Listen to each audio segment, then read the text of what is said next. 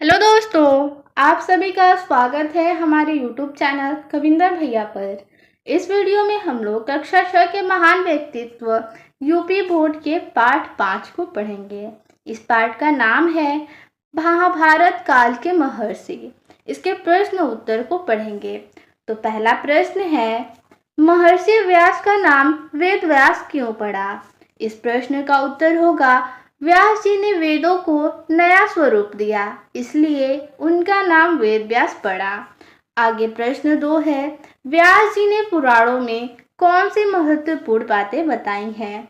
इसका उत्तर होगा, व्यास जी ने पुराणों में 2 महत्वपूर्ण बातें बताई हैं। पहला, परोपकार से पुण्य की प्राप्ति होती है और दूसरा, दूसरों को पीड़ित करने से पाप की प्राप्ति होती है। आगे है तीसरा प्रश्न, वेद व्यास ने किन ग्रंथों की रचना की? इसका उत्तर हो जाएगा, वेद व्यास ने महाभारत, 18 पुराणों और वेदांत दर्शन की रचना की। आगे चौथा प्रश्न है, महाभारत की रचना किसने की और लिखा किसने? तो इसका उत्तर हो जाएगा, महाभारत की रचना व्यास जी ने की और लिखने का कार्य गणेश जी ने किया। यानी रचना वेद व्यास द्वारा की गई थी और उसे लिखने का कार्य गणेश जी किए थे। आगे है पांचवा प्रश्न, महर्षि व्यास ने महाभारत की रचना किस उद्देश्य से की थी? इसका उत्तर हो जाएगा, महर्षि व्यास ने महाभारत की रचना लोक कल्याण की भावना से की थी। आगे छठवां प्रश्न है, महर्षि सुपंच सुदर्शन ने लोगों को क्या शिक्षा दी? इसका उत्तर हो जाएगा, महर्षि सुपंच सुदर्शन ने लोगों को शिक्षा दी कि ईश्वर से डरो, मनुष्य से नहीं।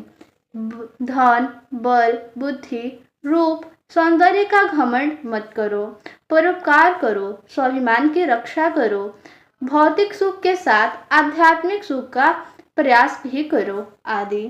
आगे सातवां प्रश्न, सही अथवा गलत का निशान लगाइए।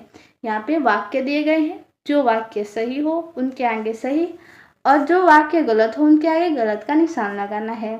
जैसे पहला वाक्य, महर्षि वेद व्यास ने पुराणों का संकलन किया, तो ये हम लोग का वाक्य सही हो जाएगा।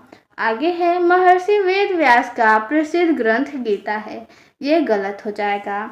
आगे है, श्री कृष्ण के उपदेश पुराणों में वर्णित है, ये वाक्य भी गलत है।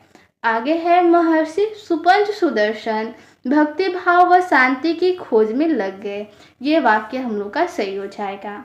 आगे प्रश्न 8 है, नीचे दिए गए प्रश्नों के सही उत्तर चुनकर लिखिए।